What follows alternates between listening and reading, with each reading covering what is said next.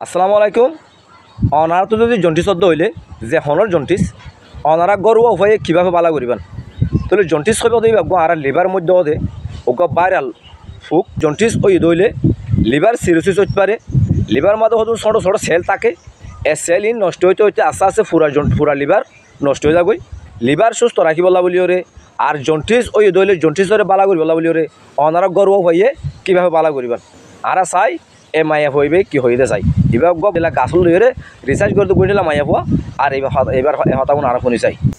আজকে শুধু সেই কথাটাই বলবো যেটা দিয়ে একজন মানুষের লিভার রোগ ভালো হয়, হেপাটাইটিস বি, হেপাটাইটিস সি, এমনকি যাদের লিভার দীর্ঘদিন ধরে অসুস্থ থাকে সেই অসুস্থ লিভার থেকে কিন্তু লিভার সিরোসিস বা লিভার সিমোসিসের মতো রোগ হয়। আপনারা সবাই জানেন যে একবার যদি লিভার সিরোসিস হয় তাহলে কিন্তু লিভার ট্রান্সপ্লান্ট করা ছাড়া বাঁচা খুবই কঠিন। তো আমরা সেই পরিস্থিতি পর্যন্ত নিজেদেরকে কেন নেব? তার আগেই কি আমরা সুস্থ হওয়ার উপায় খুঁজে পাবো না? নিশ্চয়ই পাবো। আর তার জন্যই কিন্তু আজকের এই ভিডিওটি বিশেষভাবে করা। যারা ভিডিওটি দেখছেন প্রত্যেকের কাছে অনুরোধ থাকবে, ভাই প্লিজ ভিডিওটা শেয়ার করে দিন। শেয়ার করুন আপনার যতটা সম্ভব, যতগুলো পারেন শেয়ার করে দিন। আপনাদের শেয়ার থেকে আর অনেক মানুষ জানতে পারবে, অনেকগুলো মানুষ প্রাকৃতিকভাবে সুস্থ থাকতে পারবে। আমরা জানি যে মানুষ বিভিন্ন ধরনের ট্রিটমেন্ট করাতে গিয়েও কিন্তু ঝুঁকির মুখে পড়ছে। তো সেই ধরনের কোনো ঝুঁকি অন্তত এই নেচারের কাছ থেকে সম্ভব নয়।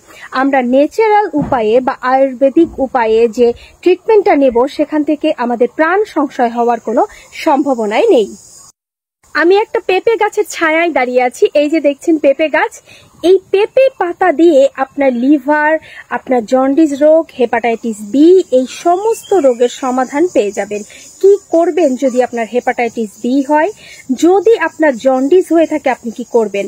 আপনি পেঁপে পাতাকে রস করে খাবেন।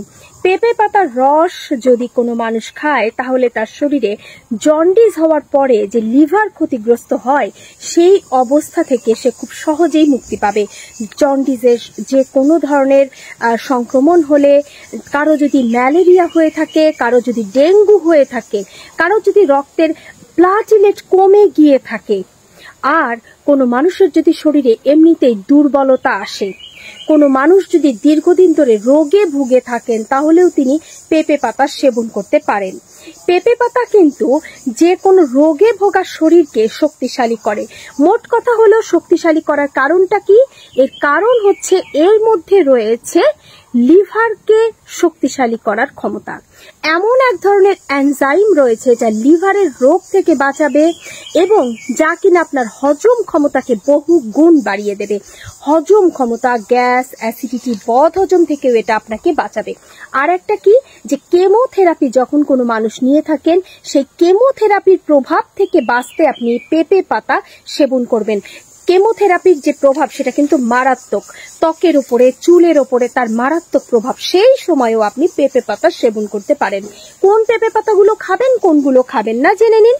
যে পেঁপে পাতাগুলো কিনা মাঝারি আকৃতির, খুব বেশি কচি নয়, খুব বেশি বড় নয়, তেমন পেঁপে পাতা অন্তত 20 থেকে 30 ml রস বয়স ভেদে আপনি করে নেবেন। পানি ছাড়া রস করবেন, তার সঙ্গে সমপরিমাণ পানি মিশিয়ে সকালে একবার এবং রাতে একবার খাবেন। সকালেরটা খালি পেটে খাবেন না একদমই, অবশ্যই ঘুম থেকে উঠে পর্যাপ্ত পরিমাণে হালকা গরম পানি বা লিকুয়াম ওয়াটার পান করে নেবেন। তার ঠিক আধা ঘন্টা পরেই পেঁপে পাতার রস সমপরিমাণ পানি দিয়ে পান করবেন। আবার রাতের বেলায় যখন আপনার পেট অপেক্ষাকৃত ফাঁকা থাকবে তখন এই পেঁপে পাতার রস আপনি পান করবেন। ঠিক আছে?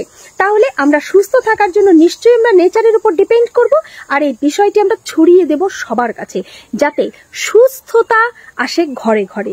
অসুস্থতা খুব সহজেই আমরা দূর করতে পারি এই নেচারের মাধ্যমে। সবাই ভালো থাকুন, সুস্থ থাকুন। দেখা হচ্ছে আরেকটা ভিডিওতে। সবাইকে ধন্যবাদ। অনারা শুনন অনারা তো যদি কলিজার মাঝে যদি অনেকটা ইনফেকশন হোক, কলিজার মাঝে অনেকটা প্রবলেম থাকুক, আর ওনারা তো দুর্বল থাকুক, রক্তর মাঝে প্লেটলেট কম কমিযোগ গই হিনলে দইলে, আর ডেঙ্গু আর দাসে ওনারা তো ম্যালেরিয়া হিনলে জন্ডিস দইলে ওনারা আধা কাপ হইয়া পাতার রস লইরে আর আধা কাপ পানি মিক্স করে যদি ওনারা দইলে ওনারা যত ধরনের রোগ থাকিব তো ইনশাআল্লাহ ভালো হয়ে যাবে।